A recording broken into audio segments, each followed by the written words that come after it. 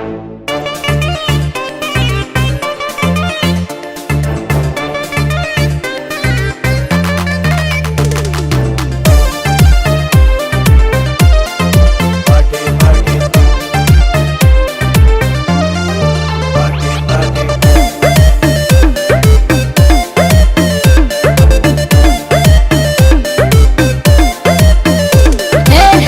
से भगा के लाए चोरी चोरी चोरी छुपे, कब तक रहेंगे किसी से हम छुपे छुपे। बताओ कैसे चलेगा ऐसे हैं? घर से भगा के लाए चोरी चोरी चोरी छुपे, कब तक रहेंगे किसी से हम छुपे छुपे।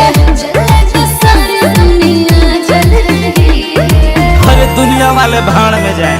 आगे आगे देखो होता है क्या। ये मैं हूँ, मेरी गर्लफ्रेंड और पार्टी चल रही है।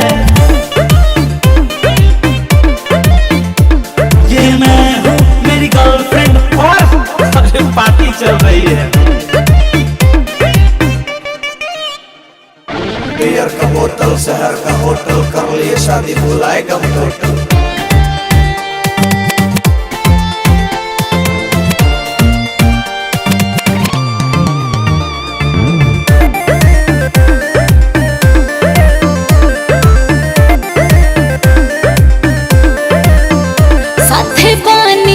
हर हम जान कौनो दिक्कत नहीं खे, बानी सुन ले कि आजकल के प्यार ढेर दिन टिकत नहीं खे। काहे हमरा के देत बड़ू टेंशन ये जान, ज्यादा करो नहीं सस्पेंशन ये जान। बड़े मम्मी पापा की कमी कर रही है, जान समझो ना यार। ये मैं हूँ, मेरी गर्लफ्रेंड और पार्टी चल रही है।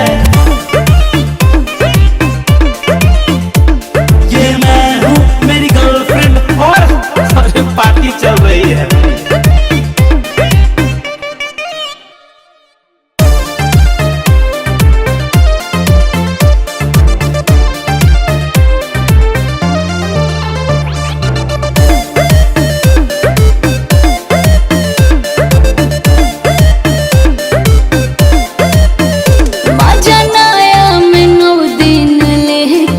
करी हा झमेला, बात कहिला जवन तू बुझाए मनुअल बेला। संगे सूरज के तू इंजॉय करहो, जवन छूट गइल अब टाटा बाय करहो। सोची के बात दिल में चल रही है, चलो सुनो। ये मैं हूँ, मेरी गर्लफ्रेंड और पार्टी चल रही है।